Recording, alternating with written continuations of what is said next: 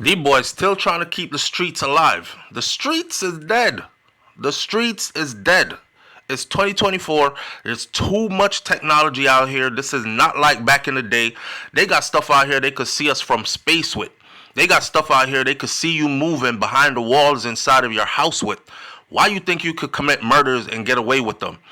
This one right here, this mofo right here, who wanted to be a rap star and was so jealous of Young Dolph and so greedy, ends up with a life sentence.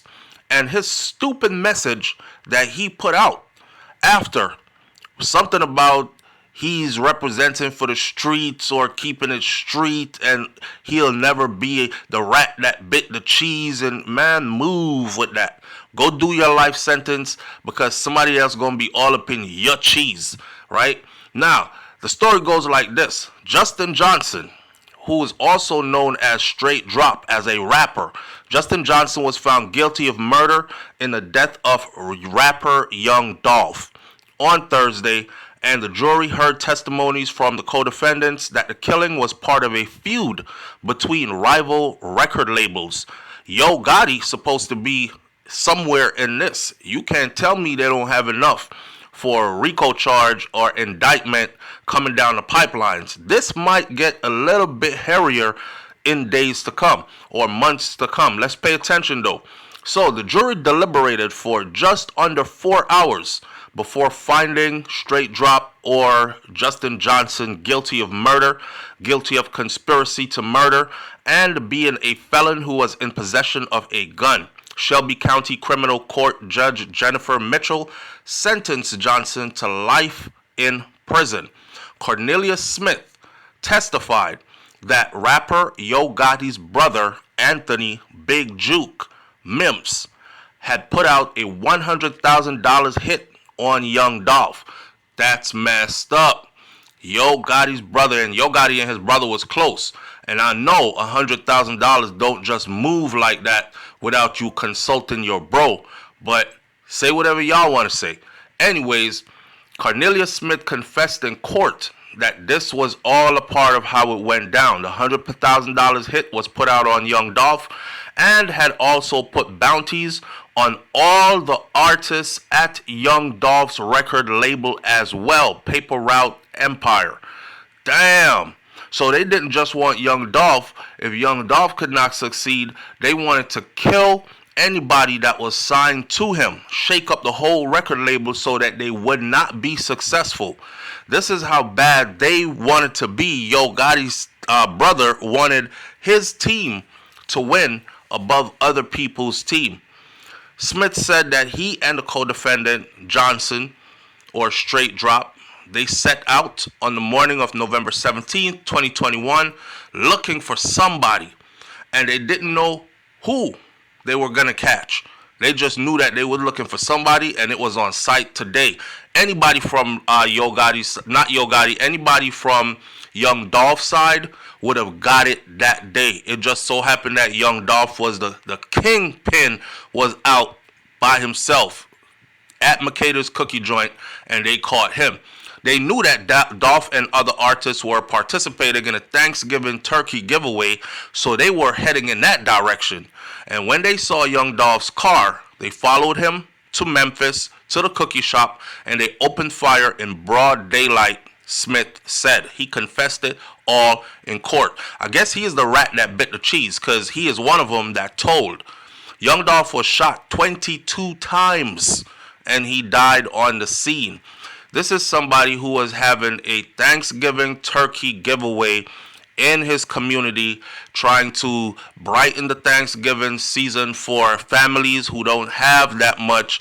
This man could have been in his mansion, chilling with his family, or somewhere off on vacation, but he chose not to be selfish. He chose to be out there doing work in the community. And like we've said before, if you talk to the people from this area, they've done tons of interviews where they've said that Young Dolph paid for college tuitions. He paid to keep the lights on in people's houses. He fill up the house with groceries. He the type of dude to give you enough money to last for a whole month. He'll just come through and he'll ask the elders, especially the older ladies, Mama, what's going on? What you doing? Why you looking so sad? And she'll have a complaint. You know, baby, I'm trying. Ain't no food in the house, really, but we trying to make it. And he'll be like, all right, here what? Hold this. And that's the type of guy that he was, right?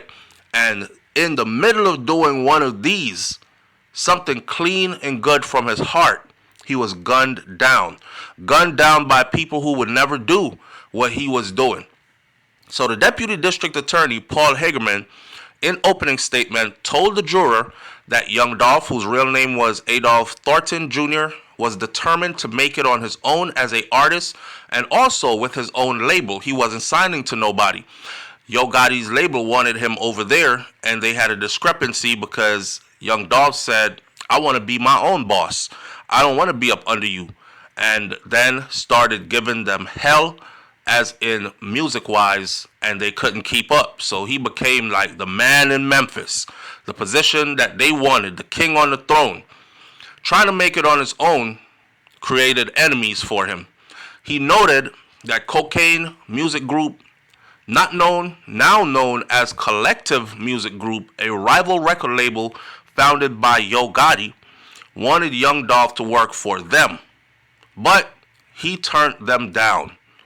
Young Dolph later wrote diss tracks that were directed at the label, its artist, and its number 2 person, Big Juke.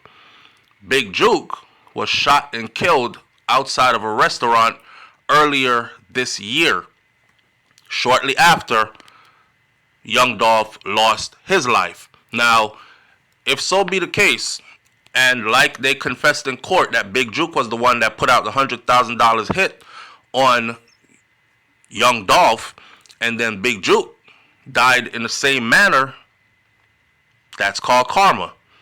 His karma came around, spun the block on him, caught him, got him real quick.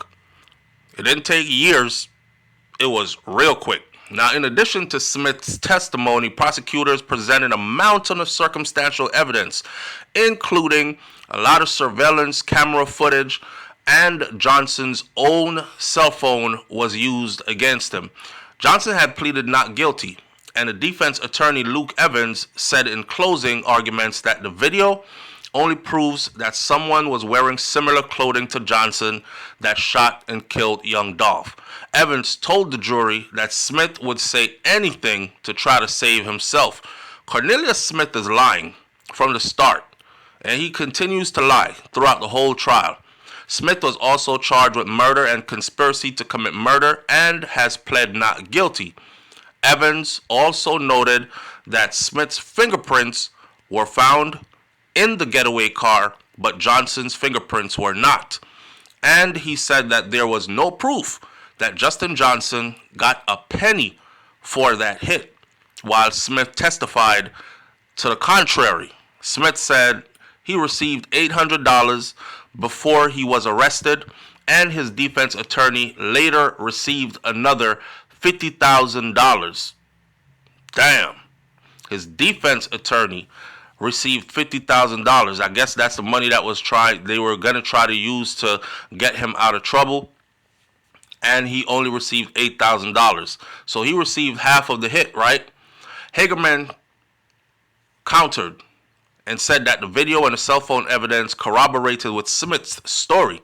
They included calls between Smith and Johnson shortly before the killing, and a call between Smith, Johnson, and Big Juke immediately after the killing. Also testifying was Jermarcus Johnson, who pleaded guilty in June of 2023 to 3 counts of serving as an accessory after the killing by helping Smith and Justin Johnson, his half-brother. Now, when you have somebody like this that's speaking against you in court, yeah, you're fucked. You're done. You're done, because he's about to give the whole story just to save himself. He don't want no life sentence, right? So he fessed up earlier, and he pled guilty, and they gave him as an accessory for helping Smith and Johnson, who is his half-brother, while they were on the run. So Jermarcus Johnson has acknowledged helping the two, communicate by cell phone while they were on the run from authorities. Their pictures were all over the place. The police was already looking for them, and he was helping to hide them and helping to help them to communicate. He has not been sentenced yet. Another person, Hernandez Govan, whom Smith identified as a go-between with Big Juke. He's the person who you speak to if you want to speak to Big Juke or Yo Gotti or anybody at a record company. He has pleaded not guilty to organizing the killing, and he plays a major role in this according to prosecution. Young Dolph began his career by releasing mixtapes starting way back in 2008, Paper Route Campaign. His multiple studio albums included his 2016 debut, King of Memphis. That title right there is what brought all the beef. King of Memphis. Everybody wanted to be King of Memphis, and they were ready to kill for it, and I don't know if they were ready to die for it as well. As you can see, they're about to get some life sentences for it, though. He also collaborated on other mixtapes and albums with other rappers like Key Glock and Megan Thee Stallion, and people like T.I. and Gucci Mane and 2 Chainz, just to name a few. He was well respected in the game, especially since he was truly independent and making huge moves that even artists on major labels were not able to make. Young Dolph had 3 albums reach the top 10 on the Billboard 200, with 2020's Rich Slave peaking at number 4. Man, listen, that's a huge accomplishment right there. Of course, there are other things that Young Dolph did that were outstanding. We found out after he died that he was the type of person that would purchase a new house, property, every year on the birthday of his children. And that was like putting something in the investment portfolio, leaving stuff behind for them, creating generational wealth. By the time he actually passed away, it is said that he was the owner of over 100 properties. And this is outside of rap. So that's huge, right? I said it before, I'll say it again. It's sad. It's always sad. Why? Because it's always a nobody who's killing a somebody. Look how valuable Dolph was to his community. And look at who took him out. Somebody who was a danger to the same community that he was a value to. That's all I'm saying. Anyways, I'm super happy that justice was served in this matter, and he will be serving a life sentence. So all that tough talk about he taking one on the chin for the streets and all that, good luck to you, buddy. The streets is dead. And for anybody else who's hearing this, who's thinking you can rewrite the script and they won't catch you, listen, they got a place in prison waiting for you too. It's one thing the United States of America is not short of, and that's a space in prison for you. Leave that. Some comments in the comment section below, and I'll catch you on the next video. It's Hot Topics TV /BrainFLoTv. You already know if the topic is hot. We're on it. I'm out. Peace. Hit that subscribe button.